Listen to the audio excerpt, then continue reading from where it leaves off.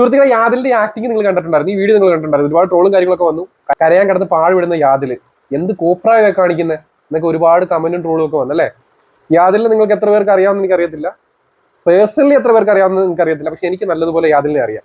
ഈ ഒരു വീഡിയോയുടെ പേരിൽ ഈ മനുഷ്യനെ ട്രോളുന്ന, കളിയാക്കുന്ന, പുച്ഛിക്കുന്ന, കരയുന്നു, ഇല്ലാത്ത കരച്ചിൽ ഉണ്ടാക്കി വരുത്തുന്നു എന്നൊക്കെ പറയുന്ന ഒരു വീഡിയോ കൂടെ ഞാൻ നിങ്ങൾക്ക് കാണിച്ചു തരാം. ആ വീഡിയോ കൂടെ നിങ്ങൾ ജസ്റ്റ് ഒന്ന് കണ്ടോ.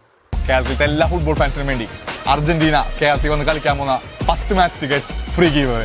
ഇനി ഒരു കാര്യം ആലോചിച്ച് നോക്ക്, അയാൾക്ക് കിട്ടുന്ന 10 ടിക്കറ്റ് അയാളെ ഫോളോവേഴ്സിന് വേണ്ടിയിട്ട് ഗീവ് ആയിട്ട് കൊടുക്കാൻ വരെ മനസ്സിൽ കാണിക്കുന്ന ഒരു മനുഷ്യൻ ഇങ്ങനെ കരഞ്ഞ് കരച്ചിൽ ഉണ്ടാക്കി റീച്ച് ഉണ്ടാക്കേണ്ട ഒരാളല്ല. അത് നിങ്ങൾക്ക് യാതൊരു പേഴ്സണലി അറിയാത്ത ഒരാളായിട്ട് പറയുന്നതാണ്. ഞാൻ കണ്ടതിൽ വെച്ച് ഏറ്റവും കറ കളഞ്ഞ ഫാനായിട്ടുള്ള ഒരു ഫുട്ബോളറെ ഇത്ര സ്നേഹിക്കുന്ന ഒരു വ്യക്തിയെ ഞാൻ കണ്ടിട്ടില്ല. സത്യം പറയാം, എൻ്റെ പേഴ്സണൽ ലൈഫിൽ ഞാൻ ഇതുവരെ കണ്ടിട്ടില്ല. യാതിൽ അയാൾ അത്രത്തോളം മെസ്സി സ്നേഹിക്കുന്നുണ്ട്. തീർച്ചയായിട്ടും കേരളത്തിൽ മെസ്സി വരുമ്പോൾ മെസ്സി ഒരു മലയാളിയെ കാണണമെന്ന് ആഗ്രഹിക്കുകയാണെങ്കിൽ തീർച്ചയായിട്ടും അതിലെ ആദ്യത്തെ പേര് ഞാൻ യാദിൽ തന്നെ പറയും. അത്രത്തോളം ആത്മാർത്ഥമായിട്ടാണ് അദ്ദേഹം മെസ്സി ഇഷ്ടപ്പെടുന്നത്. അവിടെ അയാൾ കാണിച്ച കാര്യത്തിൽ ഒന്നും ഞങ്ങൾ പേഴ്സണലി യാദിലിനെ അറിയാവുന്ന ആളുകൾക്ക് അറിയാം, അയാൾ അത് ഉടായ്പ കാണിച്ചതല്ല, അയാൾ അഭിനയിച്ചതല്ല എന്ന്.